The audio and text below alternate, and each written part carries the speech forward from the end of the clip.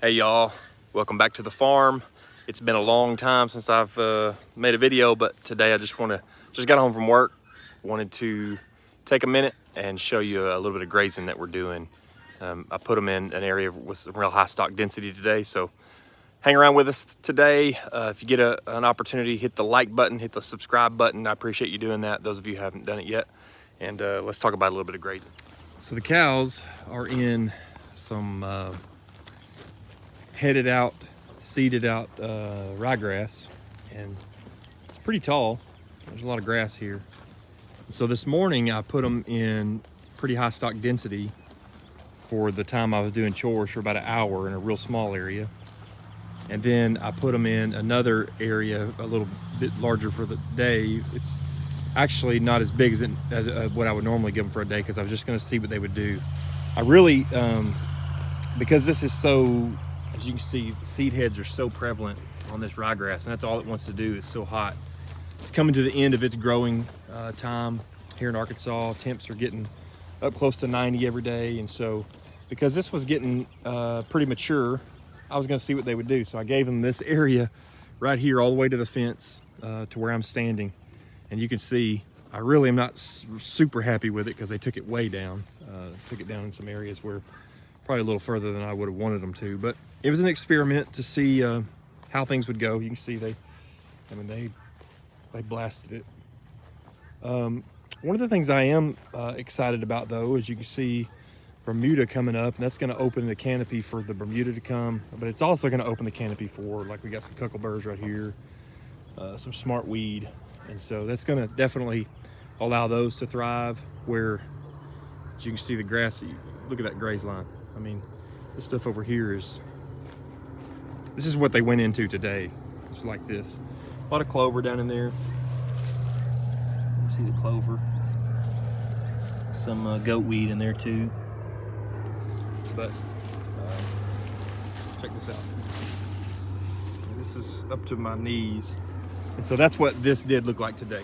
So we got a lot of trample, and they pretty much nuked it to the ground in a lot of areas. So I probably won't do that again to this degree, but it helped me understand kind of paddock sizes, and that's the thing about grazing, man. If you have to try something, and I had to go to work. I couldn't just stay with them and move them short moves like a lot of people do when they put them in high stock density. And so it just was what it was. I had to figure it out. And so I'll give them a little bit bigger area or keep them in a shorter amount of time tomorrow. But we got a lot of this, a lot of these weeds trampled too. You got a lot of it laying on the ground. You can see right here all kinds of stuff laying on the ground. So yeah, a lot of manure, a lot of urine distribution. So that works good. So yeah, just wanted to make a short video this evening after we came home from work. My son Scout and I are going to go do a little bit of driving, let him drive a little bit, but before I did, I just wanted to show you a little experiment that we did today, and then I'll keep you posted. Get all that clover down in there. I'll keep you posted as we go along on how this recovers. I have a feeling we're going to be battling some weeds in here. That's just what happens when you open the canopy up this much. It's what God created the earth to do, right? Weeds are nature's way of covering the soil. And so maybe some of this Bermuda will really pop because it's exposed to sun now. The temperatures are getting about right. So hopefully that will be the case. And there's still quite a bit of thatch here on this dirt, so hopefully we won't be battling weeds too bad. But these smart weeds, even though this is cool though, the cows ate this.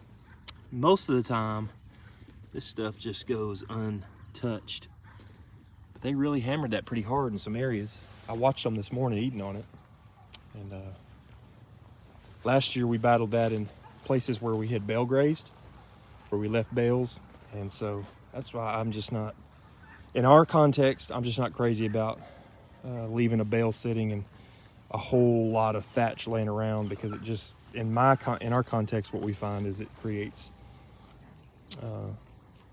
a ton of weeds in that spot.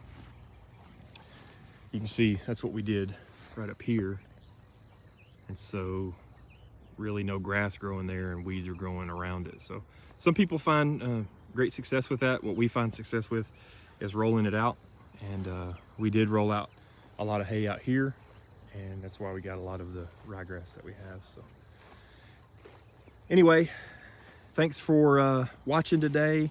Just a short video, but I wanted to show you this attempt at high stock density grazing. My guess is, I did some figures this morning, I had them on a really small paddock, which was about 250,000 pounds per acre for a little while, about 45 minutes, and then I let them into this area. And my guess is that they were about 100,000 pounds per acre for the day. And and then really that's not a true measurement because they have shade access into the barn. And so they were able to slip up in there for a little while the sun was up. And so it wasn't 100,000 pounds all day. So anyway, just a quick snapshot of what we did today. It's interesting.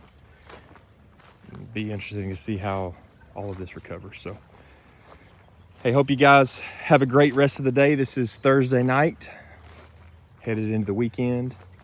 Gonna get some stuff done here on the farm tomorrow. Maybe I'll film a video tomorrow as well, post it. So here's my boy Scout. He's a good boy. He's out here with me with the cows tonight. We're gonna go, before it gets too dark, we're gonna go do some driving, hit some country roads for a little while. So hey, y'all have a great night. God bless you. Don't forget to hit the subscribe, hit the like button, and we'll see you next time.